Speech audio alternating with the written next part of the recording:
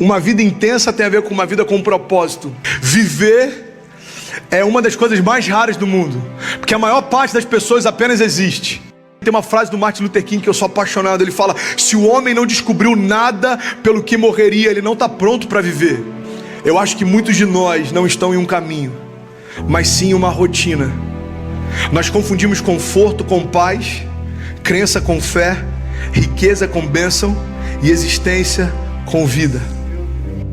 Seu futuro está muito mais ligado a como você está do que como as coisas estão. Pois é, Deus amava o único filho dele, permitiu que ele passasse por muita coisa para a gente estar aqui. Você percebe que às vezes a gente questiona a Deus por não estar sendo poupado de algo que ele não poupou nem em Jesus?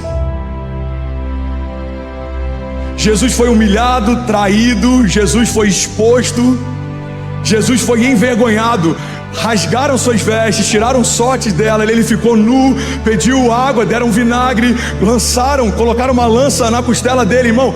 Jesus enfrentou coisas que em muitos momentos a gente está perguntando: Deus, por que você se esqueceu de mim, filho? Eu não esqueci de Jesus naquela cruz. E ao terceiro dia eu mandei chamá-lo de volta. Eu também não me esqueci de você nessa crise.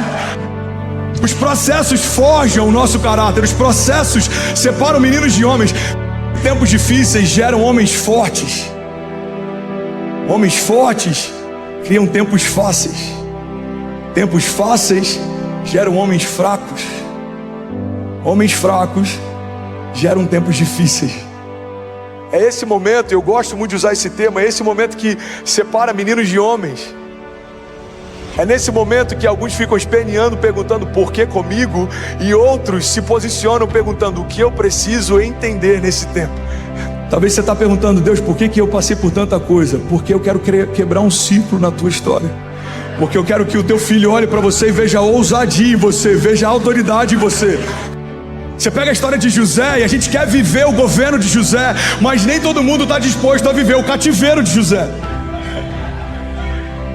José foi humilhado, ele foi esquecido, ele foi rejeitado, até que um dia se cumpriu uma palavra profética que Deus havia liberado anos antes. Irmão, tem muita gente querendo viver os sonhos de José, mas está desistindo no primeiro momento em que alguém diz para você: não vai acontecer. Irmão, os irmãos de José disseram para ele: não vai acontecer. Os anos de cativeiro disseram para ele: não vai acontecer. Os anos de esquecimento disseram para ele: não vai acontecer. Mas existia uma palavra dentro dele dizendo: eu não me esqueci de você. Entenda que todo o problema é a matéria-prima para um novo milagre. Os problemas não são o problema. O problema é a falta de fé, o problema é a nossa circunstância.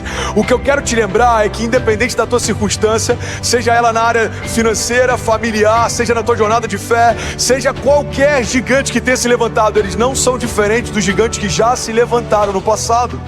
Jesus não esperou o cenário propício para governar. Jesus não esperou que o Império de Roma ou que qualquer contexto político cessasse. Jesus não esperou que as coisas fossem facilitadas. Irmão, guarda isso.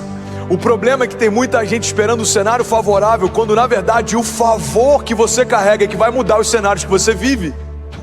Você está esperando cenários favoráveis, mas na verdade os cenários estão esperando que o teu favor mude as circunstâncias. Um homem que sabe o que carrega não depende de circunstâncias favoráveis para fluir. Não faz sentido o ventre de uma mulher virgem gerar o Filho de Deus. Não faz sentido um monte de madeira se tornar uma arca que protegeria uma família, que construiria de novo o mundo depois do caos do dilúvio. Não faz sentido um homem morto há dias, com um corpo que já fedia, voltar a viver porque um homem do lado de fora chamou ele para fora. Não faz sentido alguém andar sobre as águas. A lei da gravidade diz que isso é impossível, mas só quem gerou a gravidade pode confundi-la. Só quem gerou a matéria pode confundi-la. Talvez nós somos parte da geração mais ansiosa que já viveu. Sem dúvida alguma, os nossos gigantes desse tempo, eles são emocionais, doenças psicossomáticas. Pessoas que têm problemas na mente, problemas nos sentimentos, isso tem irradiado por todo o corpo. Pessoas com síndrome de pânico, depressão. A gente está vivendo tempos difíceis. Nosso caráter está sendo forjado em meio ao caos. Tem grande verdade que muitas vezes crises definem a nossa dinâmica, o nosso entusiasmo, a nossa alegria, a nossa esperança. O primeiro convite que eu quero te fazer é deixar de ser refém das circunstâncias, deixar de ser refém daquilo que é exterior. Se tem uma herança, que a gente pode carregar depois de vencer algumas crises é a gente nunca se esquecer de onde Deus já nos tirou um dia.